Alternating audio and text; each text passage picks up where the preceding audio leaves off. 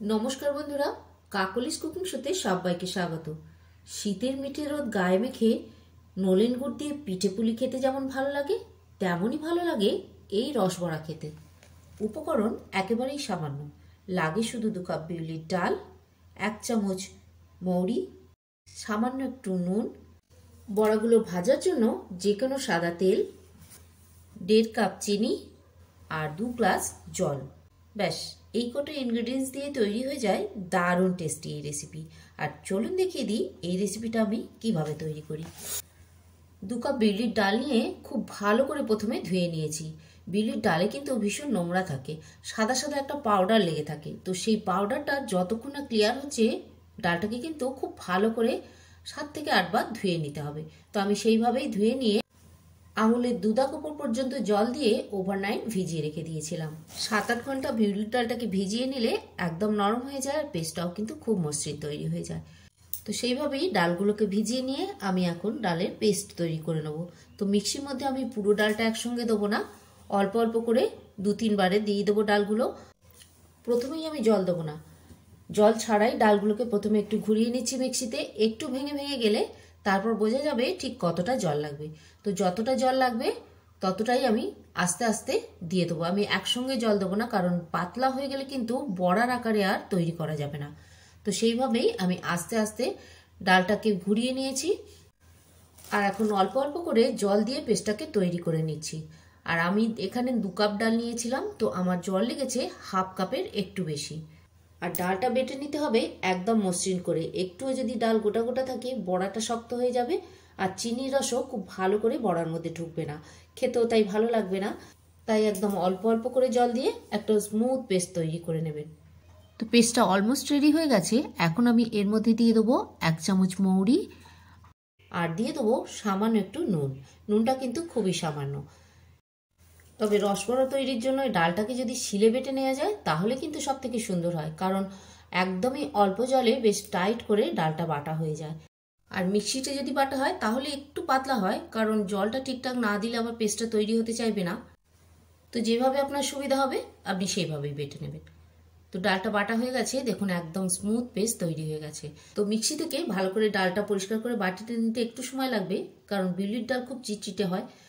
আর এখন আমি ডালটাকে একটু ফেটিয়ে নেব। তবে মিক্সিতে যেহেতু বাটা হয়েছে, এই ডালটা খুব বেশি আর ফেটাতে হবে না। তো এখন আমি একটা বাটিতে একটু জল নিয়ে নিলাম আর অল্প একটু বিউলির ডাল এই জলের উপরে ফেলে দেখব ডালটা ফেটানো কতটা হয়েছে। তো দেখুন ডালটা জলের নিচে পড়ে আছে, তার মানে এটাকে আমাকে আরও একটু ফেটিয়ে নিতে হবে। তো আমি আরও 2-3 মিনিট খুব ভালো করে ডালটাকে ফেটিয়ে নিচ্ছি। ডালটা ফেটিয়ে নেওয়া মানে কি, এর মধ্যে এয়ারটা চলে যাওয়া।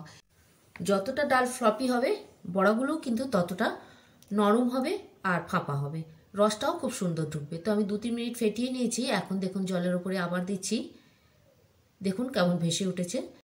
তো যেহেতু আমি মিক্সিতে পেস্টটা করে নিয়েছিলাম, আমার 2-3 মিনিট ফেটাতে হয়েছে ডালটা। যদি শিলে বেটে করেন তাহলে কিন্তু 5 থেকে 7 মিনিট অবশ্যই ফেটিয়ে নেবেন।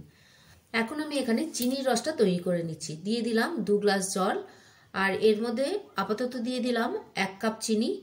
চিনিটা গুলে গেলে একটু টেস্ট করে দেখব, যদি মিষ্টি লাগে তাহলে আর একটু দেবো। আর রসবড়া তৈরির জন্য রসটা কিন্তু একদম পাতলাই রাখতে হবে, 1 তার বা 2 তার এইরকম গাঢ় করলে হবে না, কারণ রসটা একটু পাতলা থাকলে তবেই কিন্তু বড়ার মধ্যে সুন্দরভাবে রসটা ঢুকবে।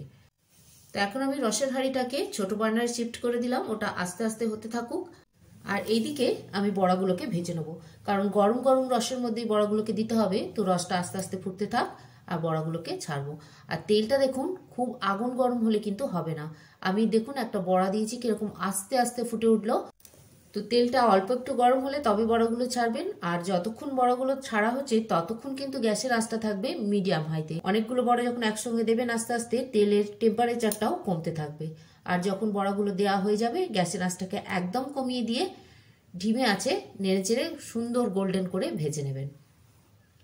আর বড়া দেওয়ার সাথে সাথেই কিন্তু একদম নাড়বো না, বেশ যে অংশটা তেলে আছে হালকা একটু রং ধরবে তবেই বড়াটাকে উল্টে দেবো। আপনারা দেখলেই বুঝতে পারবেন। এই দেখুন বড়াগুলোকে উল্টে দিচ্ছি, কেমন আলাদা আলাদা কালার আছে। তো এইভাবে নিচের দিকটা একটু হালকা কালার চলে এলে তবে বড়াগুলোকে উল্টে দেবেন। সাথে সাথে যদি এতে খুন্তি লাগানো হয় তাহলে কিন্তু বড়াগুলো একদম ভেঙে যাবে। আর এইদিকে চিনির রসটাও বেশ খানিকক্ষণ ফুটে গেছে, তো আমি টেস্ট করে দেখলাম আরও একটু চিনি লাগবে, তো আরও হাফ কাপ চিনি আমি এর মধ্যে দিয়ে দিলাম। আর বড়াগুলো দেখবেন যখন দুটো দিকেই হালকা হালকা কালার চলে আসবে তখন এইভাবে অনবরত নেড়ে নেড়ে বেশ গোল্ডেন করে ভেজে নিতে হবে। অনবরত না নাড়লে কিন্তু একদিকটা বেশি ভাজা হয়ে যাবে আর একদিকটা কম ভাজা হবে। তো ভালো করে ভেজে নিয়ে এবার তোলার সময় কিন্তু তেলটাকে ভালো করে ছেঁকে নিয়ে তবেই রসের মধ্যে দিতে হবে। আর ধিমে আছে বড়াগুলো ভাজলেও কিন্তু একদম তেল টালবে না। যদি আপনি ডালটাকে খুব ভালো করে ফেটিয়ে নেন তাহলে কিন্তু এই বড়াগুলো তেল টেনে নেওয়ার কোনো সমস্যা থাকবে না। আর বড়াগুলো যখন চিনির রসে দেবেন তখন তেল থেকে কিন্তু খুব ভালো করে ছেঁকে তুলে নেবেন। আর এই রসটা কিন্তু এখনো ফুটছে, ঢিমে আছে। তো বড়াগুলো যতক্ষণ প্রথমবার রসে পড়বে ততক্ষণই রসটা গরম থাকবে। তবে আমি এখানে রসটা তৈরি করার জন্য চিনি ব্যবহার করেছি। আপনারা কিন্তু এটা ভেলি গুড়ের রসেও ভেজাতে পারেন, আবার আখের গুড়ের রসেও ভেজাতে পারেন। দুটো করেই গরম জলে মিশিয়ে একটু পাতলা করে নিয়ে তবেই বড়াগুলো দেবেন। এখন আমি চিনির রসের মধ্যে দুটো এলাচ থেতো করে দিয়ে দিলাম সুন্দর গন্ধ হওয়ার জন্য। তো সেকেন্ড ব্যাচের বড়াগুলো গোল্ডেন ব্রাউন করে ভাজা হয়ে গেছে। এবার প্রথমে যে বড়াগুলো আমি রসে দিয়েছিলাম সেগুলো তুলে নিচ্ছি, কারণ এগুলো বেশ নরম নরম হয়ে গেছে, তো একটু নাড়াচাড়া করলে ভেঙে যেতে পারে। তাই আমি এগুলোকে তুলে নিয়ে তারপর সেকেন্ড ব্যাচের বড়াগুলোকে আবার মিষ্টি রসের মধ্যে দিয়ে দেবো। আর বড়াগুলোকে দেখেছেন মাত্র কয়েক মিনিট হয়েছে রসের মধ্যে দিয়েছি, এর মধ্যেই কিরকম বড় বড় হয়ে গেছে এই দেখুন। এবার আমি সেকেন্ড ব্যাচের বড়াগুলোকে আবারও রসের মধ্যে দিয়ে থার্ড ব্যাচের বড়াগুলোও ভেজে নেবো। আর আমি আপনাদের একটা বড়া ভেঙে এখানে দেখিয়ে দিচ্ছি বড়াগুলো ঠিক কতটা ফাঁপা হয়েছে। এই দেখুন ভেতরটা একদম ফাঁপা। তো ডালটা যত ভালো করে ফ্যাটানো হবে বড়াগুলো তত ফাঁপা হবে আর ভেতরে রসটাও তত সুন্দর ঢুকবে। আর ভাজাটাও কিন্তু খুব সুন্দর হবে, একদম তেল টানবে না। তো আমি থার্ড ব্যাচের বড়াগুলো রসের মধ্যে দিয়ে দিয়েছিলাম। এবার আগে যে বড়াগুলো রস থেকে তুলে নিয়েছিলাম সেগুলো আবার দিয়ে একসঙ্গে একটু ভালো করে সেট করে নিয়ে চাপা দিয়ে রেখে দেবো 2 ঘন্টা। আর এই রস বড়া খেতে কখন সব থেকে বেশি ভালো লাগে জানেন তো? খেজুরের রসকে যখন অল্প ফুটিয়ে নিয়ে একটা হালকা লাল রঙের গুড় তৈরি হয়, সেই গুড়ের মধ্যে যদি এই বড়াগুলোকে ফোটানো হয় খেতে দুর্দান্ত স্বাদের হয়। এটা কিন্তু আমি আমার দেশের বাড়িতে যখন থাকতাম তখন করেছি। এখন শহরে সেসব পাওয়া যায় না, তাই গুড় আর চিনিই ভরসা। আর এখন আপনাদের দেখিয়ে দিই বড়াটা কতটা নরম আর জুসি হয়েছে। তো কেমন লাগলো আজকের আমার এই সিম্পল টেস্টি রেসিপি? একদম সফট জুসি বিউলির ডালের রস বড়া। যদি ভালো লাগে তৈরি করে খেয়ে কমেন্ট করে জানাবেন কেমন লাগলো। আর ভিডিওটা ভালো লাগলে একটা লাইক অবশ্যই দেবেন, ফ্রেন্ডস অ্যান্ড ফ্যামিলির সঙ্গে শেয়ার করবেন। ভালো থাকবেন, সুস্থ থাকবেন। আর এই সম্পূর্ণ ভিডিওটা দেখার জন্য সবাইকেই ধন্যবাদ।